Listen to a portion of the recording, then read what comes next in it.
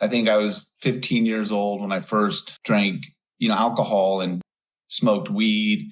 Really, progressively, the drinking and the smoking and other things started to, become a bigger part of my lifestyle. And then, like all addicts, I think, right, as it builds and gets a stronger hold on you, there becomes a point where you totally submit to the chemicals. For me, my bottoming out came out when, I got divorced and my kids were really young. They were 4 and 1. I learned, the measure of your pain is the gap between what you think you should be and what you really are, right? My image of what I thought I should be, which is a happy father raising, beautiful kids and having a happy family life. The reality of that being impossible, that gap was enormous. And I filled it with chemicals. It didn't really take me long to get to that point where all day, every day, 24/7, I needed to be under the influence of something.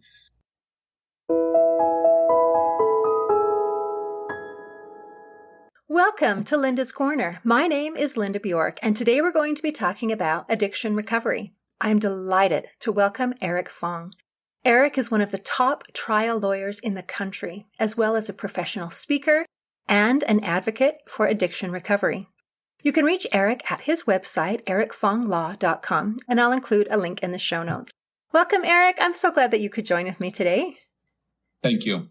I have really been looking forward to this conversation because I love to talk about overcoming hard things. And, I would have to say when people look at you and the amazing success that you have had as a lawyer with the top award in getting compensation for your victims in your in trial. And I think people, a lot of times we look at someone like you and we think, Eric has it all. He is amazing. He is successful. He's got it all. And then when you scratch under the surface a little bit, we find out there's more to the story. And even though you are amazingly successful, you have also overcome hard things. Would you mind kind of sharing your story a little bit? Oh, of course. Well, first of all, when you were mentioning, like, people may look at me or other people and think, wow, they're successful, and I just wish I had that. And what I've kind of come to learn and believe is that there's something missing inside of us that craves what other people have. And the answer, of course, to that craving, or that, whatever you want to call it, that something that's missing is something that we carry with us all the time. We just don't know it. We don't believe it. We haven't accessed it. So, and I was riddled with envy and jealousy and, looking at other lawyers and measuring up, where do I stand with them or anyone? You do it in high school, you do it before that, you do it in college, you do it through your life of, comparing what we have or who we are to others. All the while we're neglecting, what we have right inside of us right now. And I'll say this, some of the most miserable people I know, you would look at them and think what we're talking about now, that they have it all, unlimited money, unlimited recognition, unlimited success. And they're as empty as the person, living on the street, perhaps more so, who at least that person knows who they are and have a sense of purpose and meaning. So anyways. And you mentioned the couple of words, emptiness and craving. And I think that is very common when we feel that emptiness inside of us that we carry with us wherever we go, with whatever profession we're in, with whatever we are doing. And there is a desire to fill it. And sometimes we fill that with addictions. And that's something that you struggled with. Well, no, bingo, that's exactly right. But I want to, before I get to that, we live in a world, a society where, there's these images projected to us and we're kind of fed and told what it means to be something. And we aren't taught, to value the things that actually matter in life, which is kindness, generosity, compassion, understanding, love, right? We're taught to value achievement, goal setting, tangible physical belongings, possession, wealth.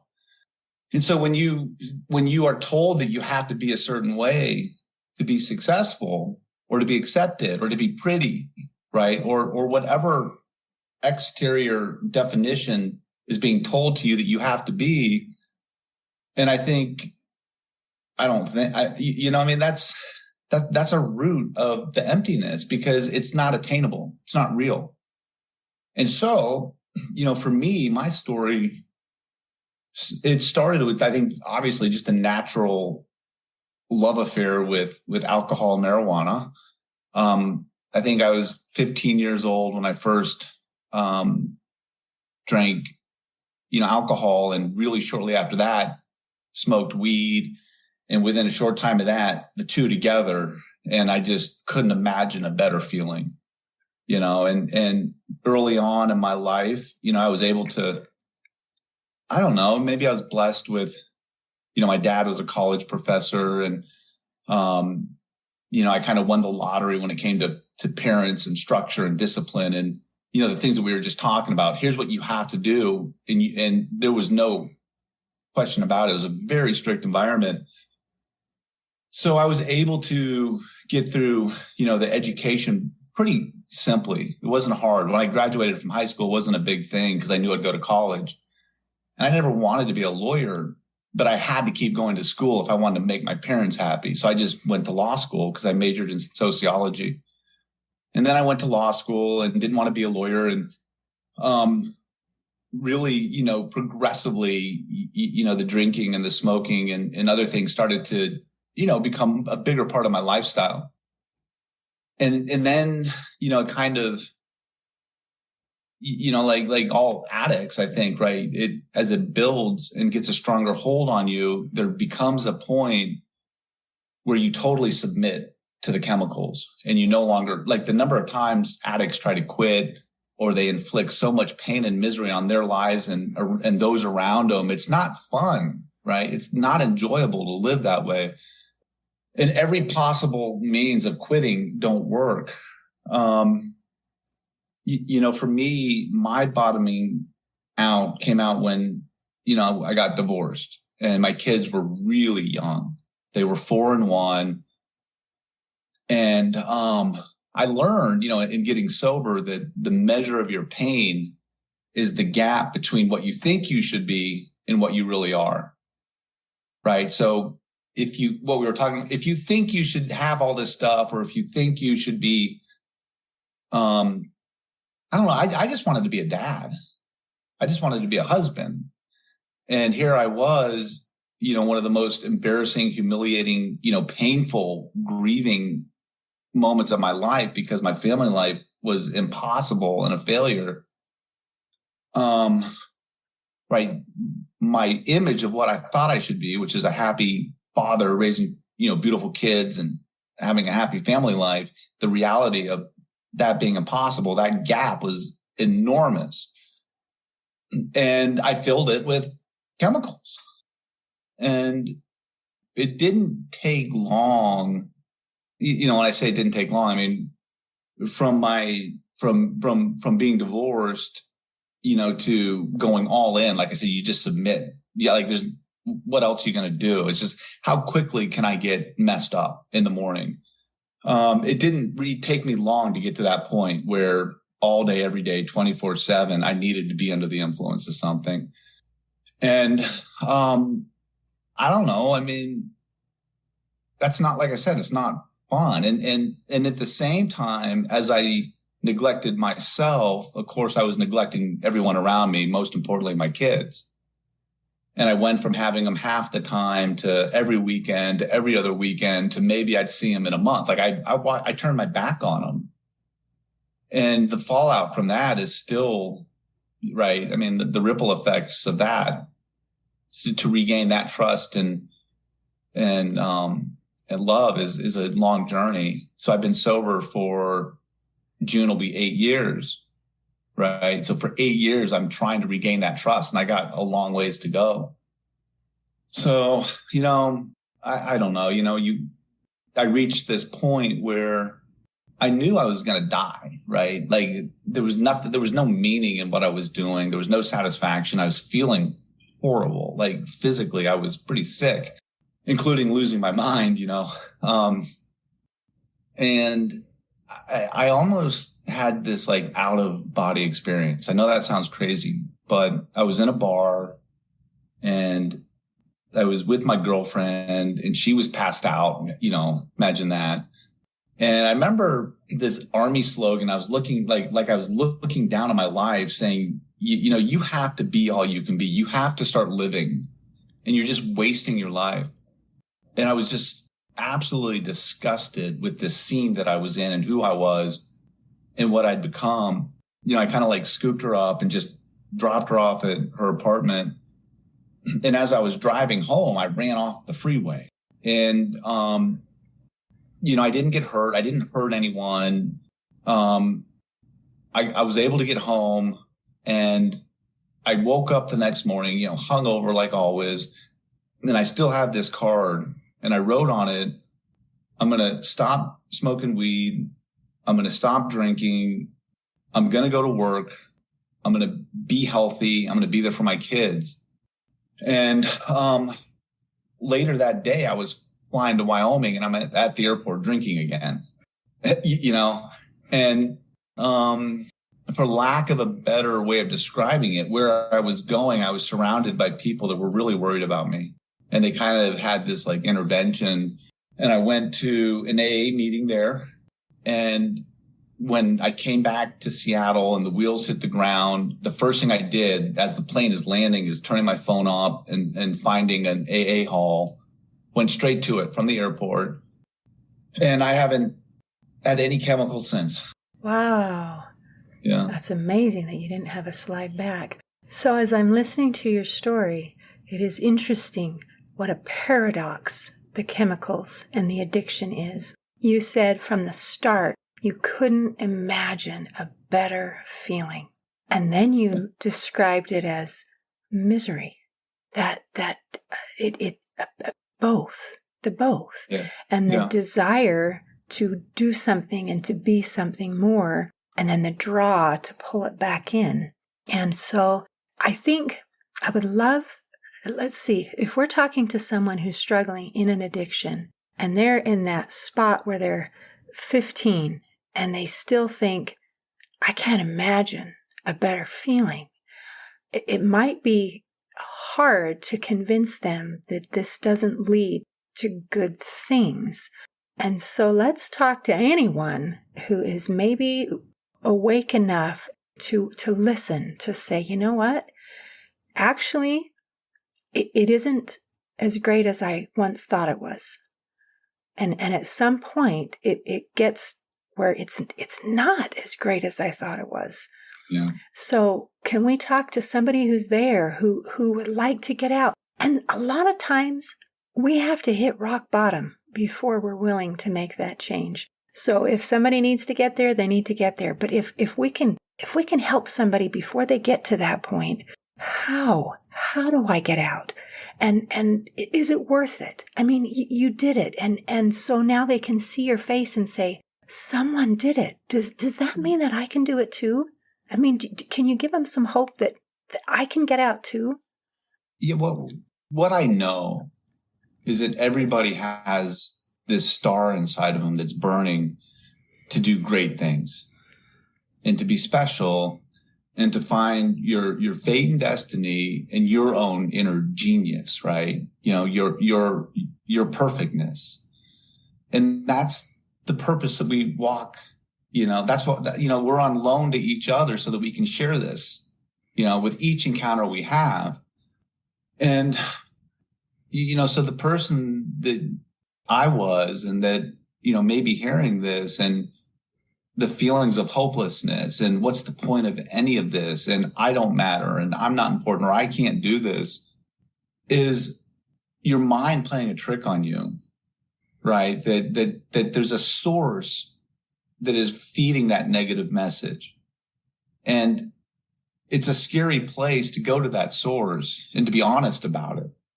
Right. But that's where the journey has to start is what is it that is causing the void, the emptiness, and when you can tap into that, which is, the scariest places is where we find the most strength. And if you can actually go there and be honest about it and talk about it and not be ashamed of it, or to be comfortable with who you are in your own skin, suddenly you don't need these other things that fill you with an artificial sense of something other than who you really are.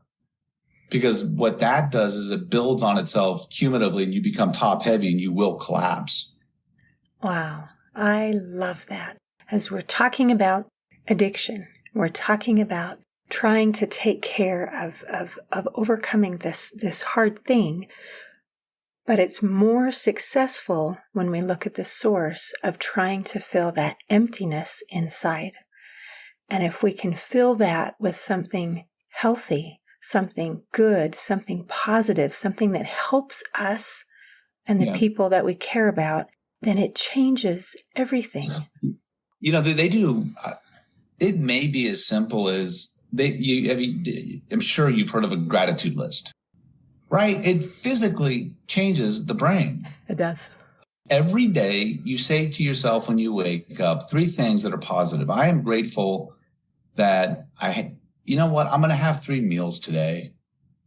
I just walked through the streets of Seattle and just saw a young person whacked out of fentanyl. And someone right now is dying in Seattle from a drug overdose. Right? And so no matter how bad we have it, it's pretty easy to find something to be grateful for where we are. And so 3 things. I'm grateful that I'll have 3 meals today. Some people, by the way, can't come up with 3 things. And that's a scary place to be. And even those people have 3 things, but they can't see them. That's exactly right. That's right. It's just that the world is so heavy and burdensome and crushing that in that moment, I just can't come up with 3 things that I can be grateful for. And that would be a really scary place to be. But, even if you come up with 1 every day and then the next day, maybe, maybe I'm grateful because it's actually, there's a sun and I see birds and I hear them. And I didn't know that birds made that beautiful sound and I just heard it. And then the day after that, it's springtime and it's sunny and there's this breeze that's filling my lungs and the wind is, it's kissing my cheek. And this is the moment that I spend my life to live. I'm going to be grateful for just right now. And then the day after that, you get to something deeper and more profound, which is, my parents are, I got huge issues with them. And they did some pretty horrible things to me, but I think they love me, right? And you will change every day. If you practice this stuff, your brain will change. They can see it on an MRI. That is so beautiful. You just gave an action step, something that I can do to help improve my brain, to help improve my situation, to help fill the void, to help give me the power to be able to take care of the other things. Because if the void is filled, then I don't require the addiction to fill it. Yeah. So beautiful. And that's a small habit that cumulatively makes a difference over your life. And like all good disciplines, it's so simple. And yet we make poor choices in the face of the overwhelming evidence that it's not a good idea. Fries instead of a salad, an extra heaping of seconds versus, I'll be all right if I skip that little bit. Or, for me, drinking or, all that stuff. If you flip those and make another choice that you create a habit, in the short term, it may not be as instantly gratifying in the long run, those little things turn out to be life-changing, life-saving difference makers. And so it's the discipline that, you can see the future, right? We know what will happen if we do. I don't know, right. Cause and effect is pretty worn out at this point. And it happens. So it's having, so you were talking about young folks, and wisdom and experience is something that you have to earn.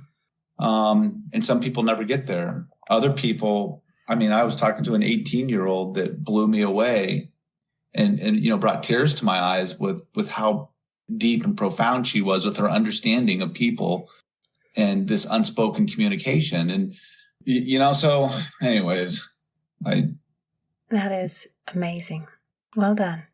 So there is hope, and you are worth it. And as we focus on positive things, that can help fill the void. And those things matter. It matters. It matters that I matter. Yeah. And I think we need to know that we're worth it. Because sometimes you mention, like right now, in our gratitude list, thinking of someone in a destitute spot, there are people who are in destitute spots who feel like, I am not worth it. I'm not worth it. Yeah,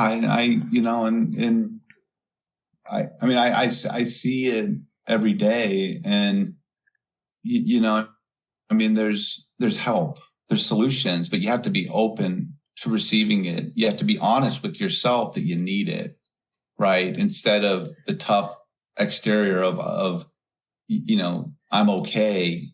And the other part of that openness and the willingness to receiving the help is the vulnerability it takes to say, I'm not well. I don't feel good about myself. If I tell someone this, they're going to reject me. If you really knew how I really feel, you wouldn't care about me, right? These are the lies that we tell ourselves that make it really hard for us to step out of our cocoons or out of this self-imposed torture chamber to open up and really free your inner soul. And that takes courage. It takes a tremendous amount of courage. It takes a lot of courage. And some people are punished for that. Like a lot of people have shared with someone and been betrayed with that trust. Mm-hmm. And that says, the rest of their life, I can't open up to people, because if I do, I'll just get hurt. And the closer the person is, the more hurt I'll get. Right. So. And that's such a valid point, because we have to have courage. We have to be vulnerable. We have to be open. We have to share. And yet it is absolutely true that not every person on this planet is worthy of that trust. You will get hurt. Mm-hmm. To know that you can share, it's going to happen, right? And it's taking the risk. And I think imagination is a big thing. I'm really big on imagination right now, which is expound on that. Well, imagination to do things that we're not supposed to do, or that like we were talking about earlier, these constructs that we have to live within, that tell us what we're supposed to do and how we're supposed to do it. If we just keep doing it the way we're told to do it, the way it's always been done before, we'll always be normal at best. But if you have the imagination to see things differently, which, by the way, gets you in trouble, right? But if you have the imagination to look at the world differently and to see solutions to problems that aren't traditional, but it's the way you think that you could handle it, that's what we need in this world more than anything, is the imagination to do stuff differently than it's been done before. Because what we're doing right now ain't working. You know what I mean? Like there's a lot of fear. There's a lot of insecurities, and we need a shakeup. We need a jolt. We need something refreshing and different. And that requires imagination and courage. And it's strength, because you will get rejected for being different, for, quite frankly, being who you are, and just having the spontaneity and creativity to express it. That'll get you in trouble, because the status quo doesn't like things that are different. That is so true. And as we try to be brave and we try to use our imagination, we try to be creative and to do and to feel like I can be myself, there will be some people who will reject me, but there will also be people who will accept me. And what that tells me is the people who accept me with who I really am, those are the people that I want to associate with, because I don't have to pretend. I can be, and then I can be happy. Yeah. And what you learn is that when people react a certain way to you that is like a head scratcher, it's saying more about them than you. Like that's their deal. And we can't let their stuff affect us in these deep ways. I mean, just they're not worth it. Like they got something to figure out, not you. And that's really important to recognize and to remember. And I thought about your comment that you had this wonderful interaction with an 18-year-old who got it. And you know, we can get it at any age. And if we haven't figured it out yet, it's not too late. We can still get it. But when you get it, you're happier. Yeah, I mean, there's no doubt about it, and it's finding that peace and that ease, the confidence, a faith, the belief, spiritual principles of hope, just and resilience. Like we all have it. We all have this incredible reservoir of strength. Everybody listening right now knows that's the truth. Like it's the strength that it requires just to get through every day is extraordinary. And some people have to expand less of the reservoirs to get through each day, right? Other people, their suffering requires a lot more strength, but it's that courage, right? If it's not going to kill you, it makes you stronger. And to come out of those moments, which comes back into addictions, I believe there's a similarity to surviving cancer. Like you shouldn't live. You come through a near-death experience, or you are an addict that you get to the point, if you don't get clean and sober, you're going to die. And you actually figure that out. You have gained a perspective into life that is far deeper and meaningful than what you had prior to those inciting events. And isn't it wonderful that you can pull out of that something amazing? Yeah. You can go through something hard, and you have a depth of character and of understanding that runs deep because of your experiences. So again, if someone is in this spot who's listening or who is watching, please know that you're worth it, that you can do this, and we invite you to come. Don't wait till you hit bottom. Come and heal. And you're not alone. And that matters, because whenever we are in a dark place, we feel extremely alone. So I appreciate very much you being willing to share some of your story to help people feel like they're not alone. Because there are people like yourself who was able to mask it pretty well and to become successful in spite of. And there are people in all walks of life who struggle with addiction of this kind or that kind or the other kind. And it's real. It's real and it's hard. Do you have anything that you want to make sure that we cover before we close today? Any message you have to someone who is in a spot where you were, say, 8-9 years ago? I'm not sure I have anything profound or life-changing other than to say, that star is in there. It may be cloaked in tar and just, being, slowly smothering, but it's smoldering. And to feed it so that it grows, I'll go back to that word imagination.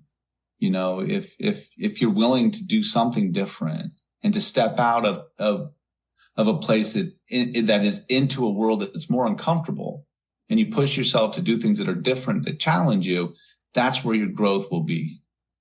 Get out of the rut and the habit that is caused you to, isolate, which is what I did. I totally reclused and isolated and just,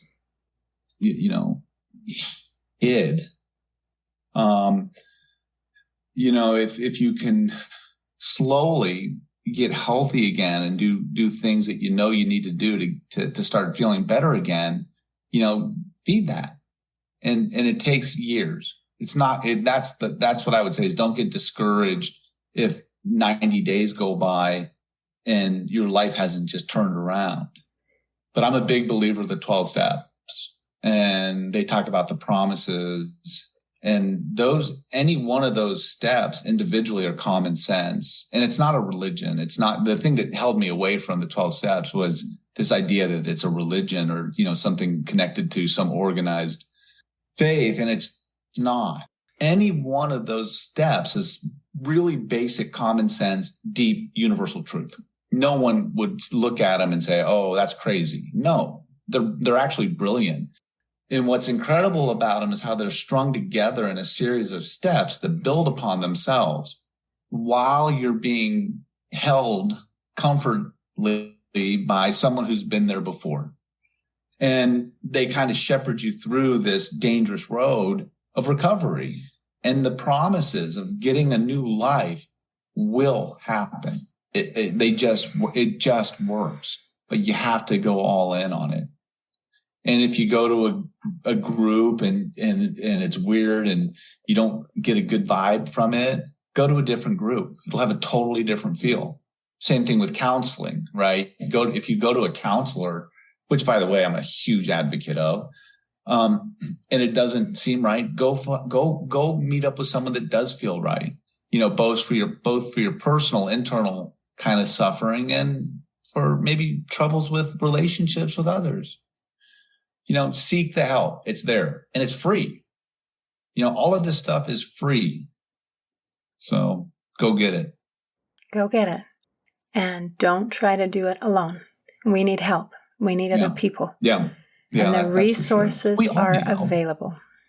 Yeah. Wow. Well, thank you, Eric. I appreciate so much you visiting with me today. Yeah, you're welcome. Thank you. I appreciate it. It's been a pleasure. In closing, I'd like to share a quote by Mahatma Gandhi. He said, "As human beings, our greatness lies not so much in being able to remake the world as in being able to remake ourselves." If you're struggling with an addiction, I invite you to remake yourself because you're worth it. See you next time on Linda's Corner. Thanks for listening. Please share and subscribe to help us reach new listeners.